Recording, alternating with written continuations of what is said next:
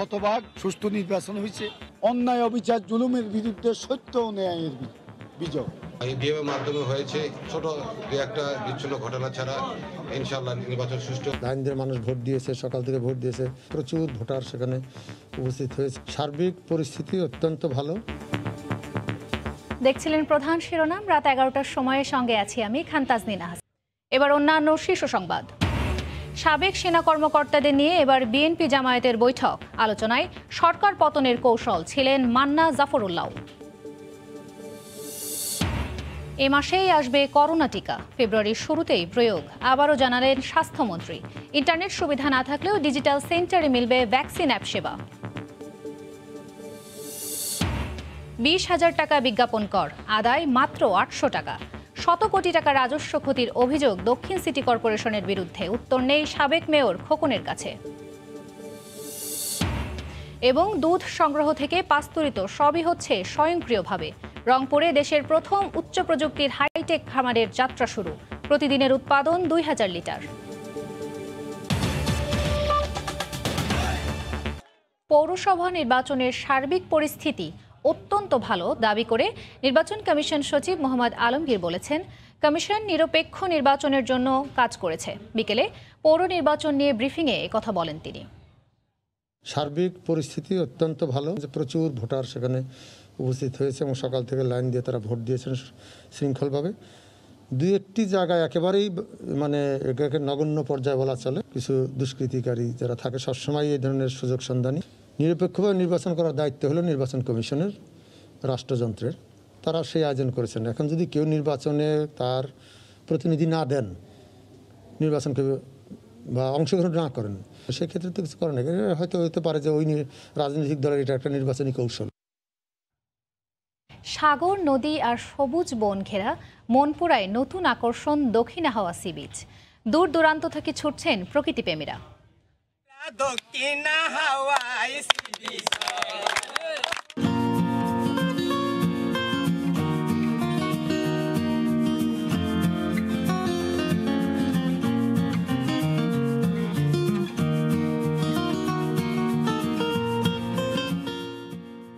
মনপুরা দ্বীপ নিয়ে বিস্তারিত থাকছে সংবাদের শেষাংশে।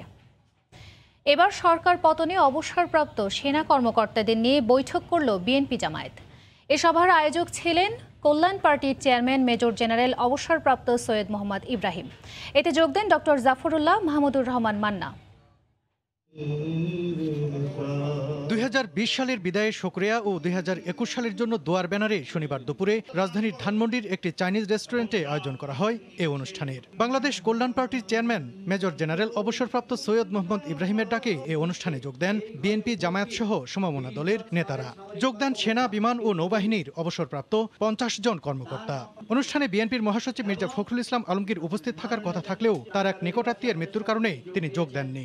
দোয়া মাহফিলের কথা বলা হলেও শুরু থেকেই অনুষ্ঠানে আলোচনার কেন্দ্রে ছিল রাজনীতি। আমরা সবাই যেন রাস্তায় নামতে পারি, এইভাবে একটা দেশ চলতে পারে না। মানুষের ভোটের অধিকার প্রতিষ্ঠার জন্য এখনই বলতে হবে, এই সরকার মানি না।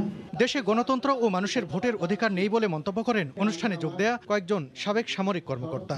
আমরা যেই বাংলাদেশ দেখতে চেয়েছিলাম, এখন আর সেই বাংলাদেশ দেখতে পাচ্ছি না। আমাদের সব ভেদাভেদ ভুলে আমাদের সার্বভৌমত্ব রক্ষায় আমাদের মাঠে নামতে হবে। বাংলাদেশ এখন পলিসি রাষ্ট্রে পরিণত হয়ে গেছে বলে মন্তব্য করেন বিএনপির এই ভাইস চেয়ারম্যান। আজকে গণতন্ত্র দেশ থেকে বিলীন হয়ে গিয়েছে। আইনের শাসন নেই, সুশাসন, নির্বাচনে আমরা একটি পুলিশি রাষ্ট্রের নাগরিক হয়ে বসে আছি, যেখানে আমাদের কোনো অধিকার নেই। এর আগে গত 12ই ডিসেম্বর জাতীয় প্রেস ক্লাব অডিটোরিয়ামে 14 জন সাবেক সামরিক কর্মকর্তা ও রাজনৈতিক নেতাদের নিয়ে গোলটেবিল আলোচনার আয়োজন করেছিলেন সৈয়দ মোহাম্মদ ইব্রাহিম। সালাউদ্দিন সুমন, সময় সংবাদ, ঢাকা। জানুয়ারির শেষের দিকে করোনার ভ্যাকসিন দেশে আসবে বলে জানিয়েছেন স্বাস্থ্যমন্ত্রী জাহিদ মালিক। অন্যদিকে স্বাস্থ্য সচিব আব্দুল মান্নান জানিয়েছেন, ফেব্রুয়ারির প্রথম সপ্তাহেই করোনার ভ্যাকসিন বিনামূল্যে দেয়া শুরু হবে। মানিকগঞ্জ ও গাজীপুরে আলাদা অনুষ্ঠানে বক্তব্য রাখেন তারা।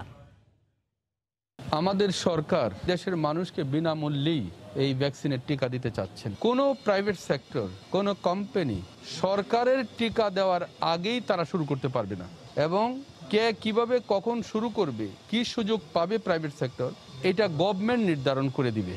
আমাদেরকে জানানো হয়েছে যারা সাপ্লাই দিবে ভারত সেরাম ইনস্টিটিউট যে এই মাসের শেষের দিকে আমরা বাংলাদেশে ভ্যাকসিন পেয়ে যাব। ভ্যাকসিন দেওয়ার জন্য একটি বিরাট কর্মযজ্ঞ সৃষ্টি করতে হবে, তার ব্যবস্থাও আমরা ইতিমধ্যে ইনশাআল্লাহ করে ফেলেছি। প্রথম সারিতে যারা কাজ করে করোনা চিকিৎসায় তাদেরকে আগে ভ্যাকসিন দেওয়া হবে। দু একদিনের মধ্যেই করোনা ভ্যাকসিনের অ্যাপসের পরীক্ষামূলক কার্যক্রম শুরু করবে তথ্য প্রযুক্তি বিভাগ। পরীক্ষা নিরীক্ষা শেষে আগামী 7 দিনের মধ্যে অ্যাপটি স্বাস্থ্য অধিদপ্তরের কাছে হস্তান্তর করা হবে বলে জানিয়েছেন তথ্য ও যোগাযোগ প্রযুক্তি প্রতিমন্ত্রী। যাদের ইন্টারনেট ব্যবহারের সুযোগ নেই তারা স্থানীয় ডিজিটাল সেন্টারে গিয়ে নাম নিবন্ধন করতে পারবেন বলেও জানান তিনি। গেল কয়েকদিনে দেশে আলোচনার কেন্দ্রবিন্দুতে ছিল করোনা টিকার অ্যাপ। একটি জাতীয় দৈনিক খবর প্রকাশ করে 90 কোটি টাকা ব্যয়ে এই অ্যাপটি তৈরি করছে সরকারের তথ্য ও যোগাযোগ প্রযুক্তি বিভাগ। এমন সংবাদ প্রকাশের পর থেকেই সামাজিক যোগাযোগ মাধ্যম সহ সারা দেশে সমালোচনার ঝড় ওঠে। এই সংবাদকে অসত্য উল্লেখ করে প্রতিবাদ জানায় স্বাস্থ্য অধিদপ্তর এবং তথ্য প্রযুক্তি বিভাগ। শনিবার আগারগাঁওয়ে আইসিটি টাওয়ারে ডিজিটাল বাংলাদেশের 12 বছর পূর্তি উপলক্ষে আয়োজিত সংবাদ সম্মেলনে ঘুরে ফিরে উঠে আসে করোনা টিকার অ্যাপ তৈরির প্রসঙ্গটি। তথ্য ও যোগাযোগ প্রযুক্তি প্রতিমন্ত্রী জানান, অ্যাপ তৈরিতে কোনো টাকাই চায়নি তার বিভাগ। এই ঘটনায় বিব্রত ও মর্মাহত তিনি। এটা এমনভাবে সোশ্যাল মিডিয়াতে মানুষের কাছে আমরা বিব্রত হয়েছি যে আমাদের যারা ডেভেলপাররা দিনরাত শ্রম দিচ্ছে তারাও তো কষ্ট পাচ্ছে।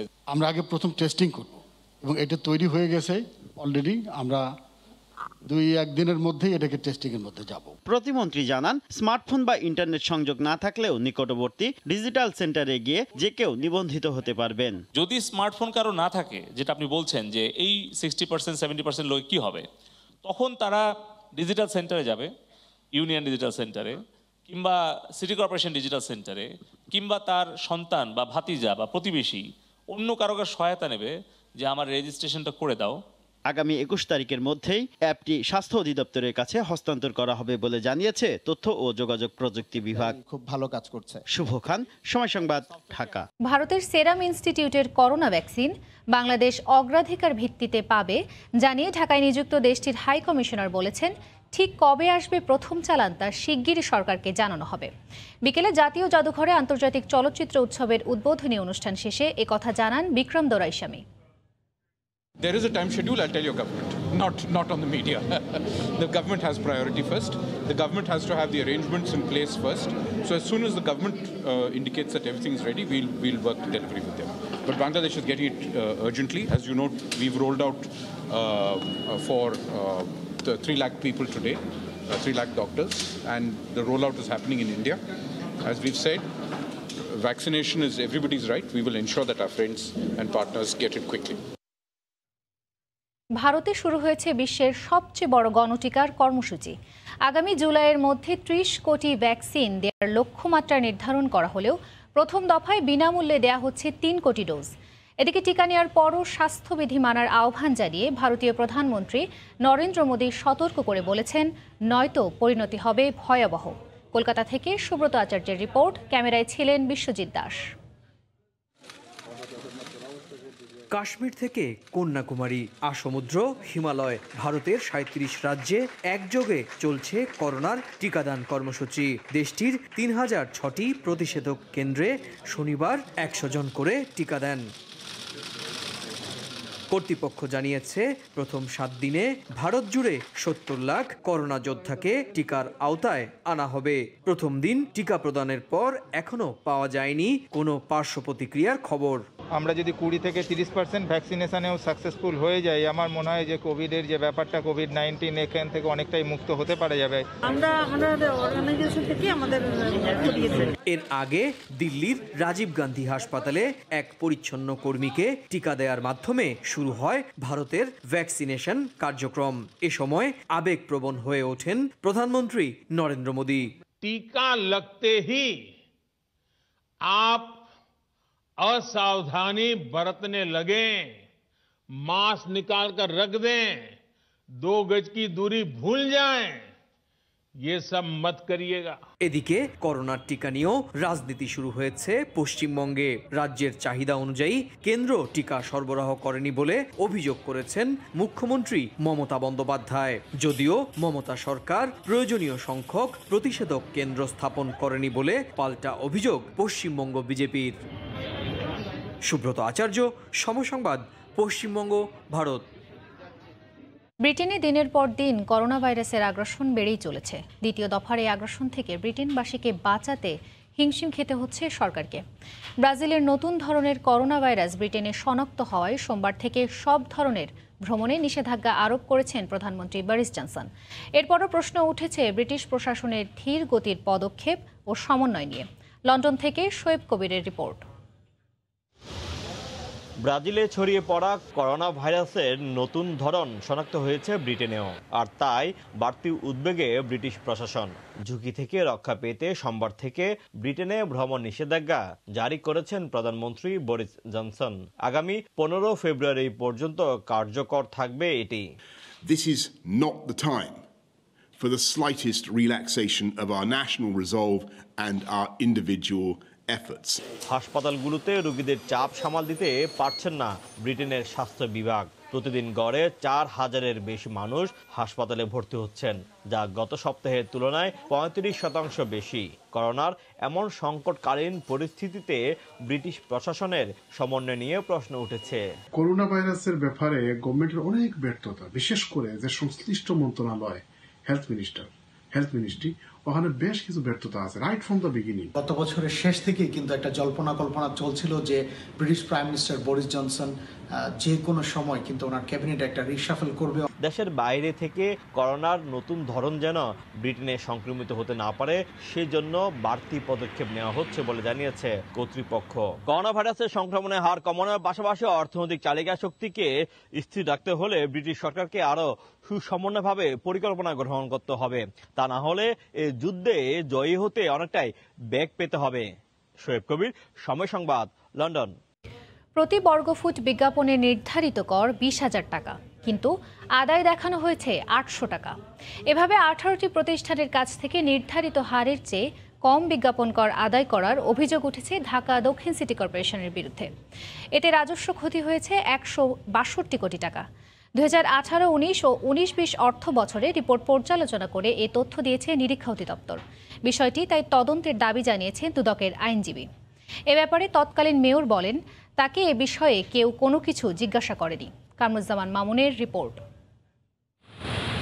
সিটি কর্পোরেশনের আয়ের অন্যতম উৎস বিজ্ঞাপন, যার অধিকাংশই আসে বিলবোর্ড থেকে। এ ধরনের বিজ্ঞাপনে সবচেয়ে বেশি আয় ঢাকার 2 সিটির, কিন্তু এ বিজ্ঞাপনের টাকা নিয়ে 9-6-এর অভিযোগ কম নয়। সম্প্রতি ঢাকা দক্ষিণ সিটি কর্পোরেশনের এমন এক অনিয়মের চিত্র উঠে এসেছে নিরীক্ষা অধিদপ্তরের রিপোর্টে।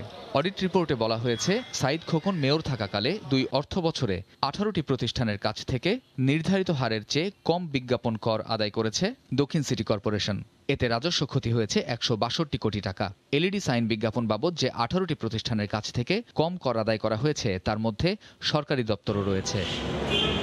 ঢাকা দক্ষিণ সিটির তৎকালীন মেয়র সাইদ খোকন বলছেন, এ বিষয়ে তার কাছে অডিট থেকে কেউ জানতে চায়নি, আর এ বিষয়ে তার বক্তব্যের কিছু নেই। আমার তো বক্তব্য কিছু নাই, এখানে অডিট যদি কোনো কিছু থাকে তো আমাকে যদি কোনো কেউ কোশ্চেন করে দেন আর দুদকের এই আইনজীবী বলছেন, অনিয়মের দায় এড়াতে পারেন না সাবেক মেয়র। তদন্তের দাবি জানিয়েছেন তিনি। তদন্ত করা উচিত, এর জন্য কারা দায়ী, এবং এখানে সর্বোচ্চ পর্যায় থেকে সর্বনিম্ন সর্বোচ্চ পর্যায়ে তো তার দায় এড়াতে পারবে না, কারণ বিষয়টি তো সর্বোচ্চ পর্যায়ের মাধ্যমেই হয়ে থাকে। ঢাকা সিটি কর্পোরেশনের যিনি ধরেন মেয়র, উনিও ওনার দায়িত্ব এড়াতে পারেন না। তো এই বিষয় একটি ইনকোয়ারি কমিটির মাধ্যমে জিনিসটি প্রমাণ করা উচিত। পাবলিক মানি যদি মিসইউজ হয়ে থাকে, অবশ্যই আইন তার নিজস্ব গতিতে চলবে। যদিও এ বিষয়ে ঢাকা দক্ষিণ সিটি কর্পোরেশনের কোনো বক্তব্য পাওয়া যায়নি। কামরুজ্জামান মামুন, সময় সংবাদ, ঢাকা। ঢাকা দক্ষিণের সাবেক এবং বর্তমান মেয়র একে অপরের বিরুদ্ধে দুর্নীতির যে অভিযোগ করছেন, তা প্রমাণিত হলে প্রচলিত আইনে রাষ্ট্র ব্যবস্থা নেবে বলে জানিয়েছেন স্থানীয় সরকার মন্ত্রী তাজুল ইসলাম। সকালে রাজধানীর ওয়াসা ভবনে এক অনুষ্ঠানে যোগ দিয়ে একথা বলেন মন্ত্রী। সাইদ খোকন সাহেব আগে মেয়র ছিলেন, আর এখন বর্তমান মেয়র আমাদের ব্যারিস্টার ফজলুল তাপস। তো দুজন ভিন্ন মানুষ, স্বাভাবিকভাবে দুজনের দৃষ্টিভঙ্গিগত কোথায় কোথায় পার্থক্য হতে পারে এবং সেজন্য তাদের মধ্যে কিছু মতপার্থক্যের জন্য কিছু কথাবার্তা আমরা শুনতেছি। আমরা আশা করি একটা সময়ের ব্যবধানে এটা সমাধান হয়ে যাবে। দুর্নীতির অভিযোগ উত্থাপিত হতে পারে এবং যদি কোথায় হয় এবং যদি কোথায় তদন্ত সাপেক্ষে পাওয়া যায় সেটা রাষ্ট্রের প্রচলিত আইন অনুযায়ী সবাই তার দ্বারা নিয়ন্ত্রিত হবে। গাভীর খাবার প্রয়োজন জানিয়ে দেবে বিশেষ সেন্সর, আবার প্রজননের সময় দেবে সতর্ক সংকেত। এমনই উদ্ভাবনী চিন্তা নিয়ে দেশে প্রথমবারের মতো যাত্রা শুরু করল উচ্চ প্রযুক্তি সম্পন্ন হাইটেক খামার। শুধু কি তাই, দুধ সংগ্রহ থেকে শুরু করে পাস্তুরিত করা পর্যন্ত খামারের সবই হচ্ছে হাতের স্পর্শ ছাড়াই। 2 শতাধিক উন্নত জাতের বিদেশি গাভী নিয়ে যাত্রা শুরু করা রংপুরের ওই খামারে প্রতিদিনই উৎপাদিত হচ্ছে 2000 লিটার দুধ। হাবিবুল্লাহ উজ্জ্বলের তোলা ছবিতে আরও জানাচ্ছেন শুভ খান। একটি খামার যেখানে প্রত্যেকটি গাভীর গায়ে বসানো হয়েছে 3টি আইওটি সেন্সর বা ডিভাইস, যা কিনা নিশ্চিত করবে গাভীর সুস্বাস্থ্য। শুনতে অবাক লাগলেও প্রযুক্তির এমন ব্যবহার দেখা যাবে রংপুরের এই খামারে, যাকে বলা হচ্ছে হাইটেক দুগ্ধ খামার। বিশেষ সফটওয়্যারে নিয়ন্ত্রিত এসব সেন্সরের মাধ্যমে গাভীর চলাফেরা, খাদ্যাভ্যাস, শারীরিক অবস্থা, দুধ দহনের পরিস্থিতি, ওষুধের সঠিক ব্যবহার মনিটরিং করা হচ্ছে সবকিছুই। এমনকি প্রজননের সময় আসলেও তা জানান দেবে সেন্সর। 8 জনের টিম নিয়ে যার পুরো তদারকি করছেন নেদারল্যান্ডসের একজন পশু চিকিৎসক। উদ্যোক্তারা বলছেন সকাল বিকেল 2 দফায় সর্বোচ্চ 37 লিটার করে দুধ দেয় প্রতিটি গাভী। কোনো গরু কোনো অ্যান্টিবায়োটিক বা ডিজিজ থাকার সম্ভাবনা থাকে, তখন কিন্তু ওই সেন্সর কিন্তু এটাকে সেন্স করবে যে এই গরুটা অসুস্থ, এই গরুটার দুধ কিন্তু ওই সিস্টেমে আসবেই না। 8 মিনিটের মতো লাগে দুধ কালেকশন করতে। পাম্পের মাধ্যমে আমাদের বাল্ক মিল্ক থেকে সালিকে চলে যায়, সেখান থেকে কিন্তু আমাদের টোটাল মিল্কটা কিন্তু পাস্টারাইজেশন হয়। বর্তমানে দেশে প্রায় 3 থেকে 4 হাজার কোটি টাকার গুঁড়ো দুধ আমদানি করতে হয়। এই নির্ভরতা কমাতে চায় সরকার। গুঁড়া দুধ উৎপাদনের যদি কোনো ইন্ডাস্ট্রিকে এখানে করতে চান, যারা এগিয়ে আসবেন রাষ্ট্র তাদের সহায়তা দেবে। শুল্ক এবং অন্যান্য করের কোনো অসুবিধা থাকবে না। যদিও খামারটিতে বিনিয়োগের বিষয়ে সুস্পষ্ট কোনো তথ্য জানাতে রাজি হয়নি প্রতিষ্ঠানটি। 2019 সালের নভেম্বরে প্রায় 50 একর জায়গায় অস্ট্রেলিয়া থেকে বিমানে আনা 225টি হলস্টাইন ফ্রিজিয়ান গাভী দিয়ে খামারটির যাত্রা শুরু হয়। শুভ খান, সময় সংবাদ, রংপুর। সাগর, নদী আর সবুজ বন ঘেরা মনপুরায় পর্যটকদের জন্য নতুন আকর্ষণ দক্ষিণা হাওয়া সি বিচ। ম্যানগ্রোভ বাগান পর্যটকদের কাছে যেমন আকর্ষণীয়, তেমনি মুগ্ধ করে বনের মধ্যে চিত্রাহরণের ছুটে চলা। দিনভর আকাশে লাল আভা ছড়াতে ছড়াতে পশ্চিম আকাশে মুখ লুকানোর দৃশ্য। তাই শীতের শুরু থেকেই দূর দূরান্ত থেকে ছুটে আসছেন প্রকৃতিপ্রেমীরা। নাসির উদ্দিন লিটনের তথ্য ও উৎপল দেবনাথের ছবি নিয়ে রিপোর্ট।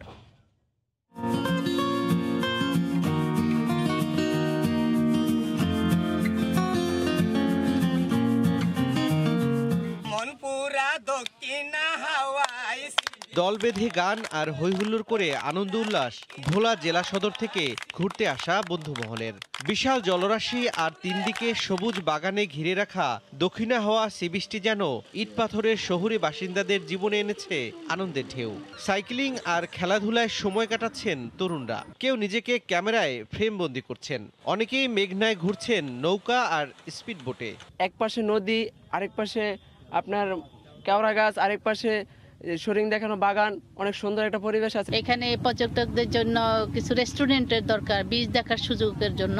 এই জায়গাকে যদি আরো উন্নত করা যায়, আর একটু পরিচিত করা যায়, তাহলে অনেক সম্ভাবনাময় একটা জায়গা। মাত্র কয়েক মাস আগে জেগে ওঠা বৃষ্টিতে পর্যটকদের জন্য করা হয়েছে রেস্টিং বেঞ্চ, ছাতা, গোলঘর সহ বিভিন্ন সুযোগ সুবিধা, যা নিশ্চিতে কাজ করছে একটি স্বেচ্ছাসেবী সংগঠন। সৌন্দর্য দেখে খুশি হলেও যাতায়াত ও আবাসন সংকটে পড়তে হচ্ছে পর্যটকদের। তাই সুযোগ সুবিধা বাড়ানোর দাবি স্থানীয় জনপ্রতিনিধির। কিছু জিও ব্যাগ বস্তা ফেলে নদী ভাঙন থেকে সি বিচটা যাতে নষ্ট না হয় সেটা দ্রুত বাস্তবায়ন করার জন্য জোর অনুরোধ জানাচ্ছি। আমরা চাচ্ছি এখানে থাকার হোটেল আর রাস্তাটা যেন হয়ে যায়, তাহলে পর্যটকের সংখ্যা আরো বাড়বে। আর পর্যটকদের সুযোগ সুবিধা নিশ্চিতের পাশাপাশি পর্যায়ক্রমে উন্নয়নের কথা জানালেন সংসদ সদস্য। পর্যায়ক্রমে এই বীজকে পর্যটকদের নাগরিক সুযোগ সুবিধার জন্য যা যা কিছু দরকার তার সবকিছু ইনশাল্লাহ আমরা বাস্তবায়ন করব। বছরে লক্ষাধিক পর্যটক মনপুরায় বেড়াতে আসেন, তবে এবার ডিসেম্বরের 1 মাসেই 50,000 মানুষ ঘুরতে এসেছেন। সময় সংবাদ, ভোলা।